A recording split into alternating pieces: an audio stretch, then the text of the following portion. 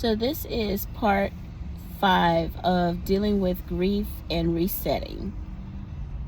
I did want to mention that in this journey and in many other journeys who have experienced the death of a loved one, especially in the nature of the way my son has died, I will say that um, it can be a lonely process when you don't hear from those who are supposed to be closest to you. Um, and what I mean by that, you see everybody at the funeral, you see people at candlelight visuals, um, and you even know who your child was close to. And the relationship over time disappears, it fades away. They don't call and check on you anymore, you lose touch, their lives go on, and you're still left with the burden of dealing with the reality of your loved one no longer being here. And yes, I get it. People come in and out of your lives for seasons. And sometimes people remind them of certain aspects of life that they not so much want to forget, but just don't want to deal with. And that's hard. So I will say I've done my best as possible to stay close to those who stay close to me. And also out of respect for my son, because I felt like I am disappointed with some of those that he considered to be close to him. And you know who you are. It's not necessarily family members. Some of them could have been friends of his. I am kind of disappointed because I do know if the shoe was on the other foot, he would have gone the extra mile to see about you. No one's looking at anybody to give a handout as far as on a financial aspect, but sometimes just somebody would love to hear from you as a check-in. Hey, how you doing? How are things going? And I understand everybody has life, but we can't forget about those that could be or are going through things. And that's why I always say check in on your loved ones as best as you possibly can in that grieving process, because it can be lonely at times. And this is why I stated the other day that I have also made the decision not to let it consume me. I do want to still be able to live my life, do things that I enjoy, and not let it consume me. And what I mean by that, giving in to negative things like doing drugs or drinking or doing things that would cause me not to be here on this earth for the longer sake, because that is the way that I chose to cope with it.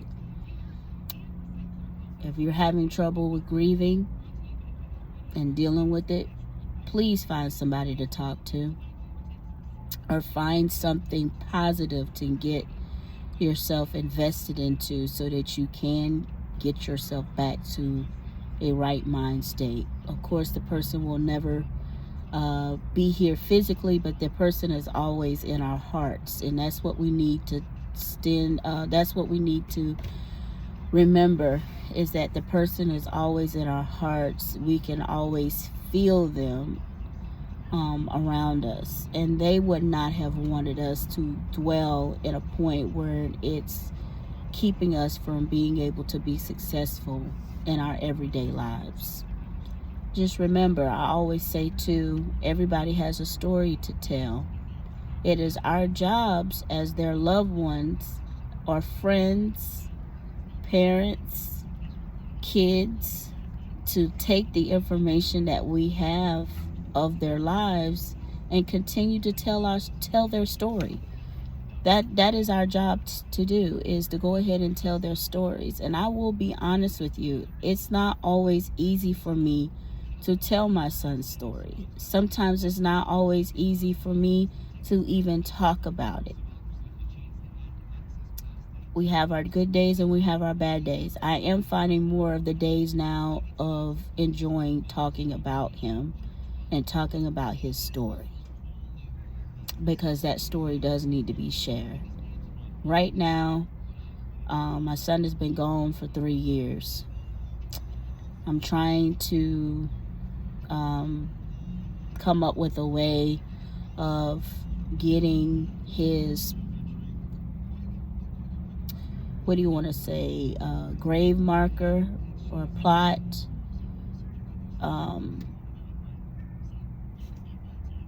headstone, I guess. It's not really a headstone, because where he's at, they don't allow the, what do you want to say, above ground headstone. So it's like a grave marker.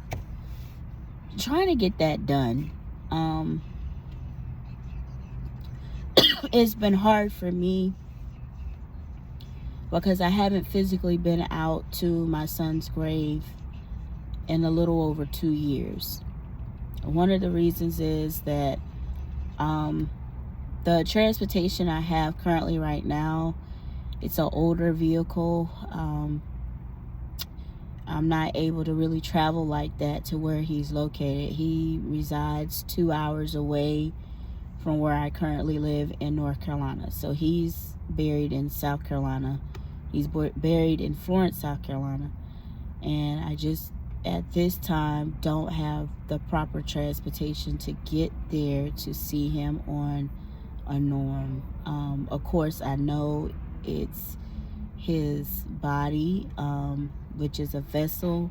He has passed on spiritually, but sometimes there's nothing wrong with going out to your loved one's grave site and sitting with them and being close to them as far as the vessel itself. But I'm trying to get that done, and hopefully I'm hoping by his birthday at least, or by Christmas, to have that squared away. I got some other things I need to take care of that's more pressing, or more of a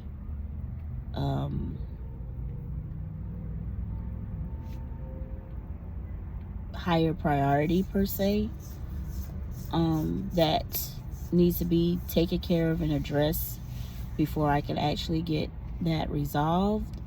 But I hope to have it resolved sometime soon, so that I can, have that done and go out there and see him soon.